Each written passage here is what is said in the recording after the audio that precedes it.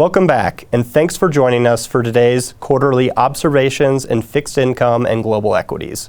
My name is Adam Sparkman, and I'm a client portfolio manager here at Thornburg Investment Management. Today I'm joined by our co-heads of investment, Ben Kirby and Jeff Klingelhofer. Gentlemen, thanks so much for joining us today. Fixed income at its core is really an exercise in balance sheet investing.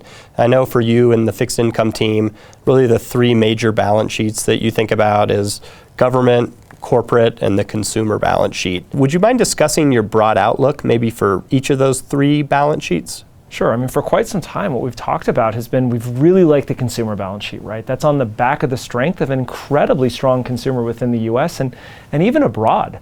Right? What we're seeing, unfortunately, now is we're starting to see some of those fundamentals weaken. Right? We're seeing people spend through all of that excess savings they accumulated during COVID, but they continue to be supported by a very, very strong labor market. The thorn in the Fed's side, of course, has been not only a strong labor market, but increasing wages that help support that balance sheet. So by and large, we still like that balance sheet the best. It's incredibly, incredibly strong, but it is weakening at the margins.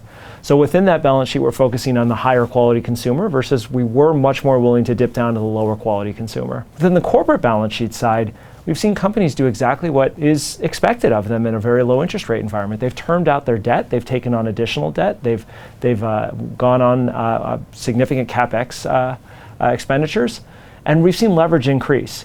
So what corporations have done well is they've termed out their balance sheets, right? Ultimately, rising rates haven't really impacted them yet. We're watching that closely, but overall net leverage levels being high gives us a bit of a pause and concern.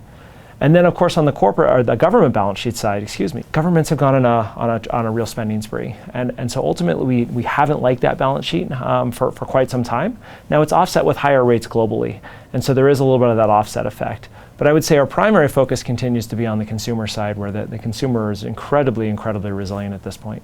So Ben, maybe shifting back to equities, participation in this year's recovery has really been limited to growth stocks and really a pretty narrow breadth of U.S. tech-oriented growth stocks. Do you see the narrow breadth that we've had in markets as a sign of underlying market weakness? Or do you think that the level of bifurcation at the company level potentially creates an opportunity for active managers? Yeah, mostly a narrow market like we've had this year. Breadth has not been good, just a very few stocks have really driven the returns in the market. That doesn't have to be a bad signal for sort of future returns. I was looking earlier, so NVIDIA, kind of the leader in the market this year, earnings expectations have grown 70% this year. So, they're going to earn 70% more than we thought they would at the start of the year. That's amazing. That's phenomenal for a large cap company.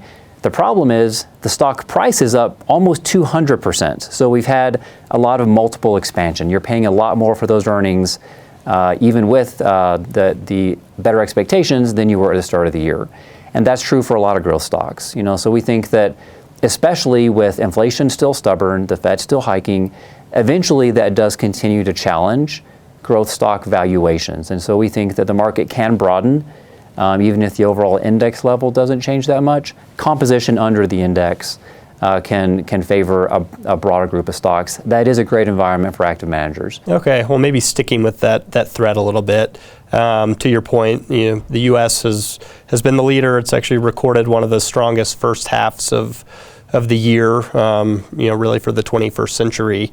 Much of that performance, to your point, was driven by PE expansion rather than that earnings growth, NVIDIA being one of the exceptions. Do you expect that U.S. leadership will continue through to the rest of the year? Or does the landscape potentially favor opportunities outside of the U.S.? So international assets are historically cheap versus the U.S. That doesn't mean they're going to outperform in the second half, but just looking at valuations as an interesting starting place, the S&P 500 is at over 19 times earnings. Europe is closer to 12. Emerging markets are closer to 12. That's a 36% discount versus the U.S., and that's a historically wide discount. So at least the starting place for international diversification is even better than it was at the start of the year.